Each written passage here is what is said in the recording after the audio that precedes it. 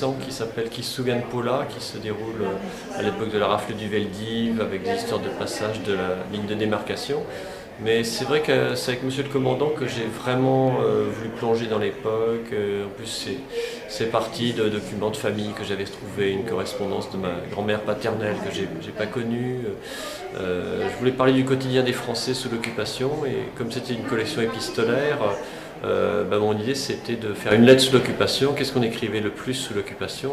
Apparemment et tristement, c'était les lettres de dénonciation, et donc j'ai voulu en faire une qui formerait tout le roman, c'était ça l'idée. Donc seul un romancier était capable d'écrire une lettre aussi longue, donc j'ai créé un personnage d'académicien français pétainiste qui écrit cette lettre, et du coup ça a très très bien marché, et ça a donné l'idée aux éditions Robert Laffont de me demander, c'était un peu une commande en fait, de faire une série se déroulant sous l'occupation avec un personnage principal qui serait un salaud.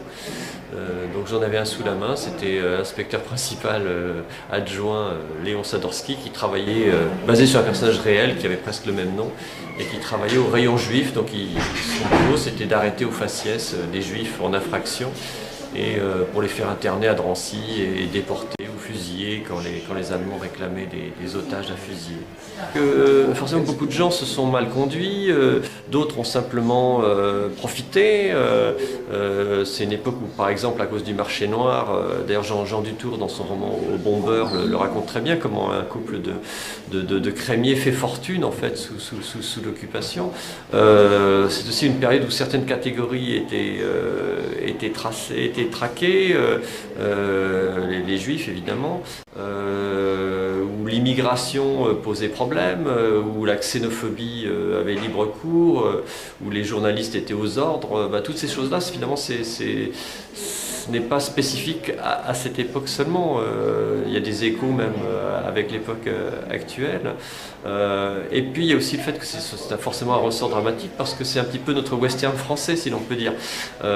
C'est pas la ville avec le saloon, le fabricant de cercueils et le bureau du shérif, mais c'est Paris, c'est la Gestapo, c'est la police, les policiers en civil, c'est l'angoisse, c'est les résistants qui sont dans l'ombre. Donc forcément, à l'intérieur de ce, entre guillemets, folklore, il y a forcément des raisons pour lesquelles les gens sont tués, il y a des meurtres aussi, il y a des affaires mal élucidées, il y a même des règlements de compte au sein de la résistance, comme je montre dans mon dernier roman. Donc tout ça, c'est effectivement un terreau formidable pour un romancier, et c'est quelque chose qui effectivement fascine le lecteur. Le lecteur achète un livre sur cette période en ayant l'impression justement en ayant déjà un petit frisson d'avance de ce qu'il va vivre, qu'il s'attend à vivre, et en même temps ça pourrait être même pire, et dans mes romans c'est évidemment pire que ce qu'il avait prévu peut-être.